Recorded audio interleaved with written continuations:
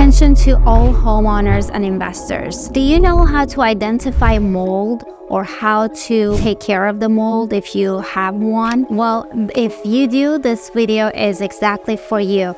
I'm meeting today with Eric from Remedy Inspection, who is an expert in this field, and I can't wait to share his knowledge and expertise with you. Stay tuned with us, and don't forget to like, subscribe, and share.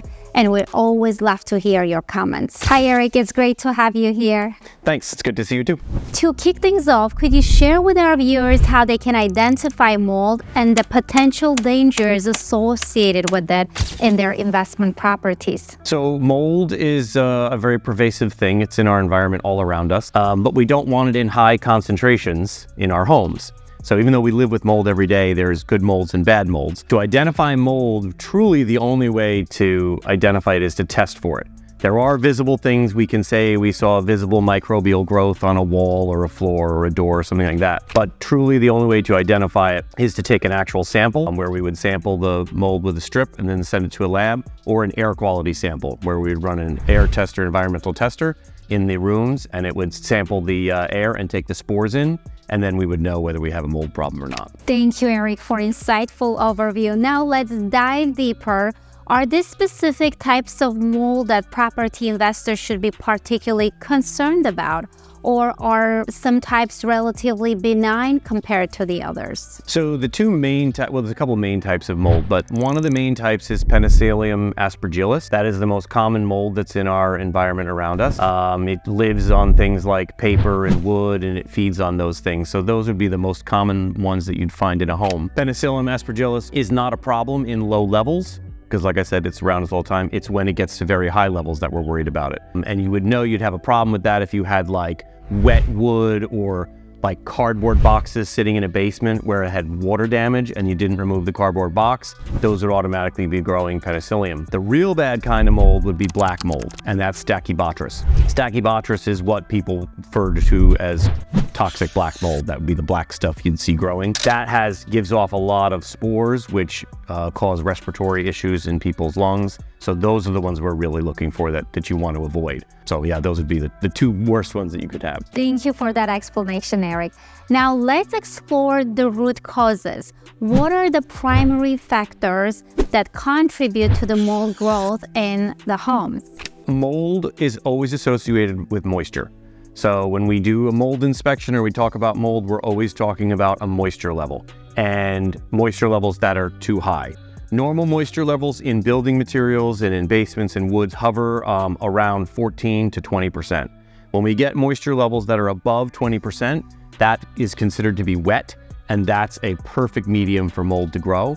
So we want to make sure that we don't have moisture issues. And one of the things, especially for basements, that I find in a lot of properties, people don't realize that the gutters and the downspouts on the outside of the home play the largest role in ensuring that moisture doesn't get into the basement and into the home. So directing the water away from the house usually means that you'll have a drier basement, you'll have less mold. So moisture is the key. And the other thing is that you have to have something to feed on. So it has to have wood, it has to have paper pulp, it has to have something to feed on, but moisture is the main ingredient. I appreciate your insights, Eric. Now let's tackle the next step action. Once mold is discovered in an investment property, what are the recommended steps or procedures that the property investor should take to address the issue effectively? So once we've identified that there's a problem, it's best to call a professional remediation company in. I will usually do the testing and the inspection on something like that. And the professional remediation company would take my results to know what type of mold they're dealing with. And then they would go in and do the remediation, which usually involves, if it's really bad, might involve taking down walls, removing drywall if the drywall is wet, flooring if there's mold underneath flooring. Sometimes when we have a mold issue in a basement, mold can actually grow underneath the wood floor on the first floor. So you would have to take the wood flooring out, clean the subfloor and put it back.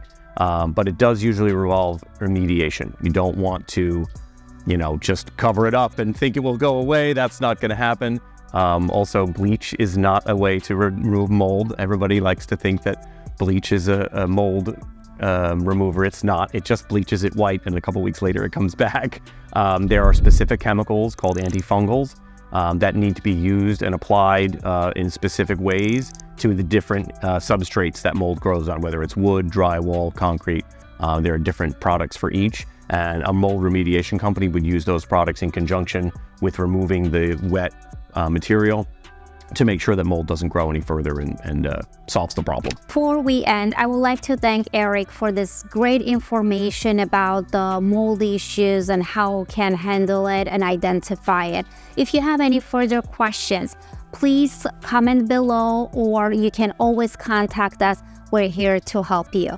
Don't forget to like, subscribe, and share, and we always love to hear your comments. So I'm Eric Mullenhoff with Remedy Inspections. If you have any further questions about mold or anything inspection related in your home, please feel free to reach out to me. My website is www.remedyinspections.com. So that's REMEDY, inspections with an S. Feel free to reach out to us and we can help you with any of your problems.